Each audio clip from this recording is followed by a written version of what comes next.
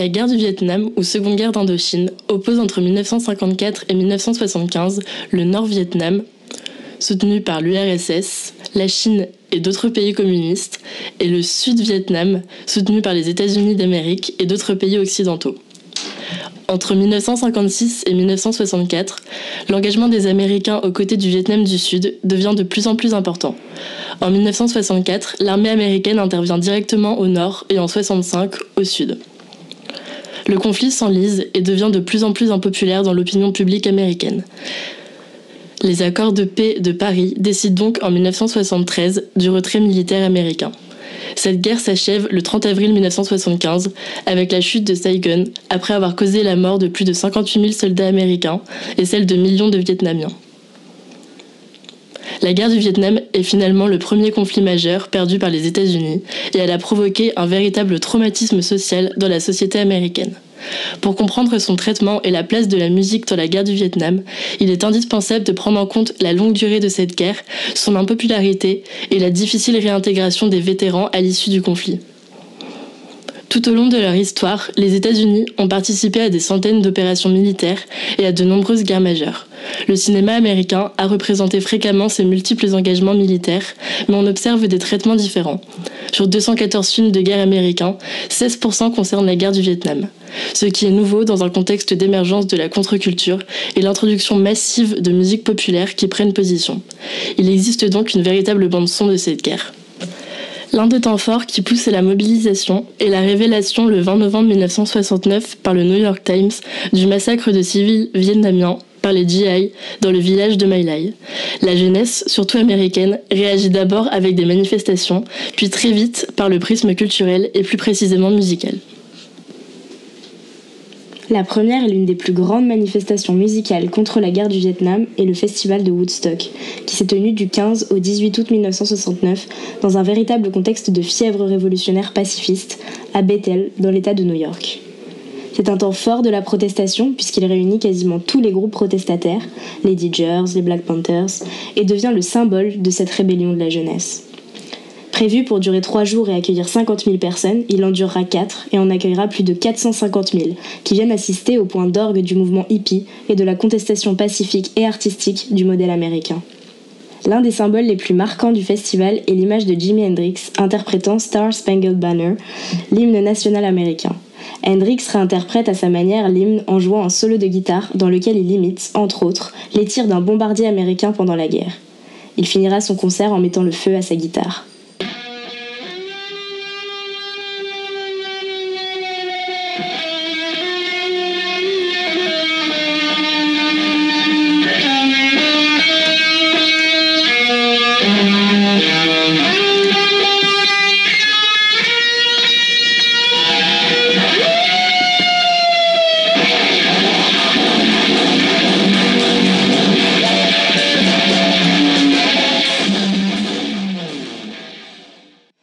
Autre exemple révélateur est celui du groupe Country Joe and the Fish qui interprète Feel Like I'm Fixing to Die Rag. Cette chanson est une référence directe à la guerre du Vietnam et dont le refrain porte un message explicite « 1, 2, 3, what are we fighting for ?» qui questionne la légitimité de l'intervention américaine au Vietnam et son caractère jugé aussi impérialiste que destructeur et injustifié.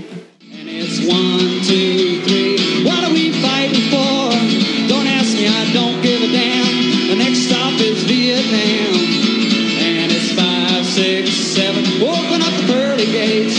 Well, there ain't no time to wonder why. We're all gonna die. Le rock apparaît donc comme le style de prédilection dans la contestation. Dans le panorama musical, les Fugs méritent un détour particulier. Ce groupe se situe au confluent de la contestation radicale, d'un pacifisme provocateur et de la contre-culture. Ses chansons reflètent les liens entre musique et politique, tout en illustrant le poids de la pression et de la répression policière dans les années agitées. Kill for Peace doit son nom au tampon Pray for Peace que la police américaine appose alors sur les lettres. Une autre chanson rock qui a marqué les esprits est celle du groupe Creedence Clearwater Revival, Fortunate Son. Dans cette chanson, John Fogerty ironise sur les riches planqués et la conscription à 2 vitesses. Et elle reflète le sentiment des jeunes rockers qui avaient peut-être peur d'être appelés. Le bassiste, Stu Cook, raconte qu'il y a un système de caste non écrit dans ce pays. Les gens n'en parlent pas beaucoup, la naissance a beaucoup à y voir, le pouvoir également. Le but de cette chanson est donc de dénoncer les planqués de la guerre du Vietnam.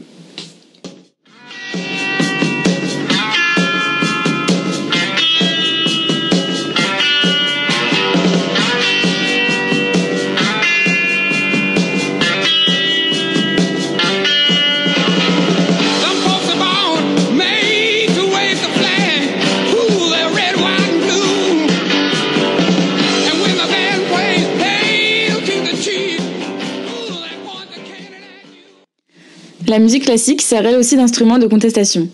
En effet, plusieurs compositeurs contemporains à la guerre s'engagent. Parmi eux, on trouve notamment Leonard Bernstein, créateur de West Side Story. Il crée en septembre 1971 La Messe, qui est une pièce commandée par la veuve de Kennedy. Cette messe vise en apparence à commémorer l'assassinat du président, mais pendant l'été 1971, le FBI avertit la Maison-Blanche.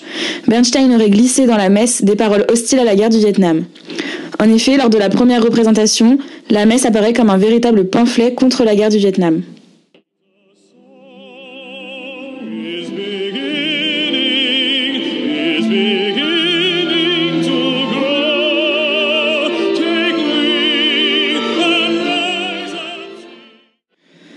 Le blues est également utilisé pour contester la guerre du Vietnam, mais de façon beaucoup plus rare. En effet, les Afro-Américains qui ont développé ce style musical ne sont dans un premier temps pas engagés dans la lutte contre l'intervention américaine au Vietnam. J.B. Lenoir fait partie des exceptions avec sa chanson Vietnam Blues qui sort en 1965. C'est le seul bluesman de l'époque à évoquer frontalement des thèmes collectifs dans le blues.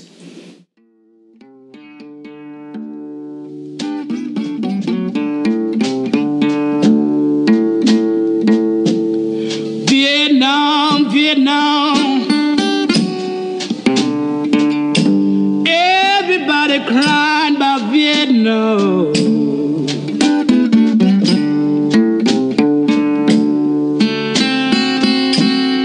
Vietnam, Vietnam.